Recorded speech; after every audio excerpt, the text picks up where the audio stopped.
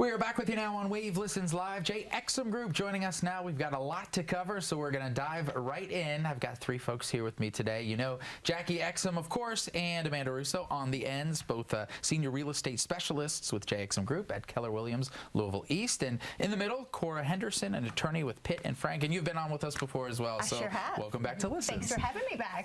I'll start with you, Jackie, just as we do other times. So why you decided to bring Cora with you today, because I know she's got a lot of important details for people. Yes, she does indeed. Well, Exum Group is a real estate team at Keller Williams, and we specialize in senior transitions and downsizes and all things golden years in real estate. And so something we've run into quite a bit is scenarios in which a senior person may have added a relative, a loved one, often an adult child, to the deed on their house. And there are some important implications of that, and so we've brought on the expert attorney over here to talk a little bit more about that. Sure, that's a perfect transition because, as you mentioned, this is something that people do, so good to get some questions answered about it now. So, Cora, I guess the basic question would be, is it a good idea or a bad idea for older folks to move into a home that is in their loved one's name? Absolutely. So let's unpack that a little bit. So I've got some pros and some cons relative to adding someone to title. And the pros are certainly the ease of it. We can do in Kentucky what's called quick claim deed, same process over in Indiana for our Southern Indiana viewers, and we can, with ease and very low cost, add somebody to title. It also provides simplicity from a non-probate process. It doesn't have to go through probate. It can just transfer at death, considering the way in which they hold title. So people see that as a very attractive function, but what they don't necessarily realize are going to be the disadvantages. So let's talk about those. Specifically, the tax implications. So while we're not tax specialists and we want you to seek out yours and your tax specialist advice, I will tell you that adding somebody to the deed is going to be a taxable event. So a lot of times they may not be expecting that, and nobody wants to have to pay extra taxes per se. So having those conversations up front are very important. Secondly, as it relates to Medicaid, we want to make sure that we're providing our consumers the knowledge to go ahead and do their diligence through an elder law attorney to see if it may be a better course of action to do what's called an irrevocable trust, as opposed to adding someone on title to that themselves. So other estate planning tools may be useful depending on, you know, what their end game is and trying to preserve that asset, their real estate. You mentioned that it's always a good idea to start having these conversations now, so you can start looking over your finances, meet with the specialist you mentioned, and see, hey, is this a good idea? Let's go backwards. Let's say somebody has already moved into a relative's home, and they say, okay, I'm seeing all this now. Can I undo it?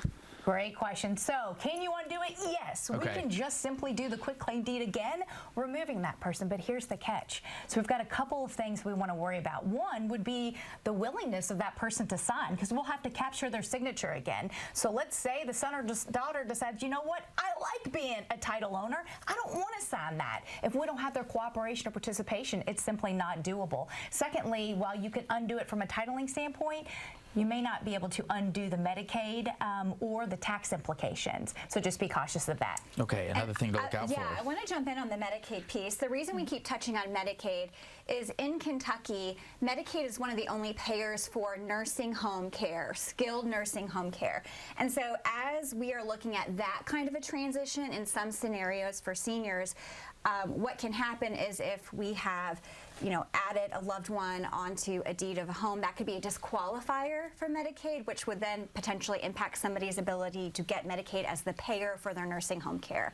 So there's a whole piece there that has to be looked at. Absolutely. In terms of those kinds of things. And it could make that asset vulnerable then. Sure. Yes. And then the heirs end up not getting it after all. It's used to satisfy a debt that they may have incurred. So getting in front of people like the Exum Group, they can guide you towards those trusted, vetted professionals so that our senior community has that trusted peer source to rely on in planning. That's exactly what I was going to say. That's why it's so important to team up with people just like you, because you know what to look out for. Speaking of that, and I don't know, Jackie, is this, we're talking scammers. yours? Is this for you or for Cora? Because This is for Cora. Okay, Cora. All right. Cameras everywhere, but this particular I know. one. It seems like we run into them so many aspects of our life, but you can also run into this with people trying to underpay values for homes. What should we be looking out for right now? You're exactly right. I think we need to be on high alert. Certainly as it relates to our senior community, they've always fell victim. There's always predators out there, so we always want to be cautious in that regard. But as it relates to real estate, I think you'll recall in the news just a few weeks ago, there was a big kerfuffle over in southern Indiana where there was a senior who was offered way less than her property was worth, to the tune of $60,000, $80,000, some would say. That's a lot of money. That can change lives, and it's certainly not fair. So what do we need to be wary of?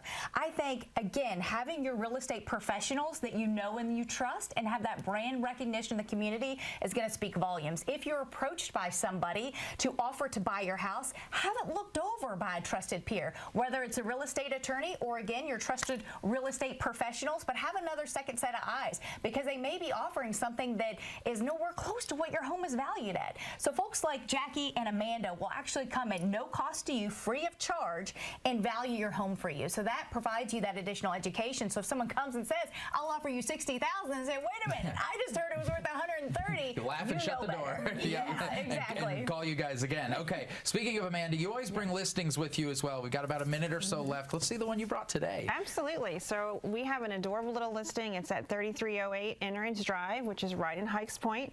So it's a 3-bedroom, 2-bathroom home. There it is. It's got a lovely detached garage, and the back has a beautiful little laid patio out there that'd be great for entertaining as we hopefully get into these warmer months.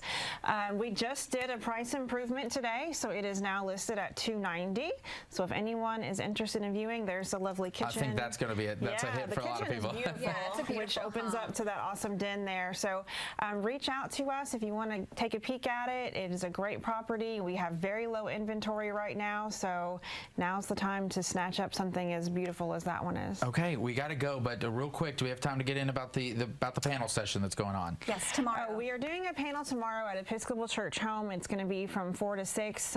It's going to be focused about dementia and caregiving for someone with dementia. So it's kind of a dementia 101. If anyone is interested, they're welcome to attend. It is free to the public. Give us a call if you'd like to come. 502-225-3303. Easy to remember. We've got the number right there on your screen. I want to thank all three of you for being here Thank today. you. Thanks for bringing all that information and things that we need to look out for. And this is exactly, as you mentioned, why we call people just like Exum Group. See you guys soon.